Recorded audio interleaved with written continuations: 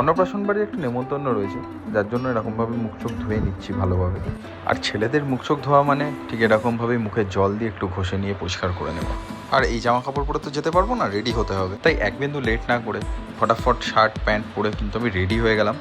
অপেক্ষা করছি বাকি বন্ধুদের আসার জন্য। তো বাড়ি থেকে বেরোতে যাবো এমন সময় এই চিঠিটা এসে হাজির, যেটার জন্য আমি এতদিন ধরে অপেক্ষা করছিলাম। ততক্ষণে আমার বন্ধুরাও চলে এসছে। তো চলো বাইক নিয়ে এবার বেরাবো। অনুষ্ঠান বাড়ি আমার বাড়ি থেকে মাত্র 10 মিনিটের দূরত্বে।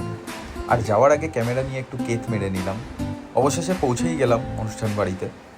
যেহেতু বাচ্চাদের অন্নপ্রাশন, সেই জন্য কি সুন্দর গেটটা বেলুন দিয়ে সাজিয়েছে।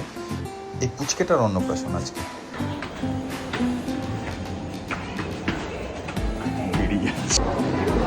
গিয়েই আমরা গিফট হ্যান্ড ওভার করে ছেলেদের গোল্ডেন রুল নাম্বার 1 মেনে স্টার্টার খেয়ে তার কিছুক্ষণের মধ্যে মেন কোর্স খাওয়া স্টার্ট করলাম। তারপর খেয়ে দিয়ে দেখো সবকটা এখানে চাটনি খাচ্ছে। 10:30টার মধ্যে বাড়িতে চলে এসেছি, তো দেখি হাতে অনেক সময়, তাই জন্য সবাই ভাবলাম একটু ক্লাবে গিয়ে ক্যারামি পেটাই। তো খেয়ে দিয়ে এসে এখন বাইক তোলার কাজটা সব থেকে কঠিন। এই যে চাবি, এখন আমাকে বাইক তুলতে হবে।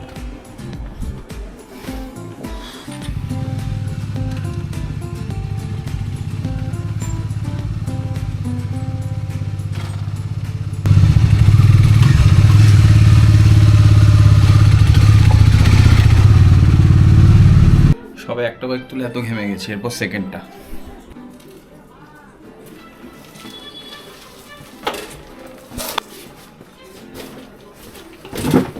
বাইকটাই তুলে আবার ফ্রেশ হয়ে এবার সব থেকে আমার ফেভারিট কাজ ঘুমিয়ে পড়া। তো টাটা, দেখা হবে পরের ব্লগে।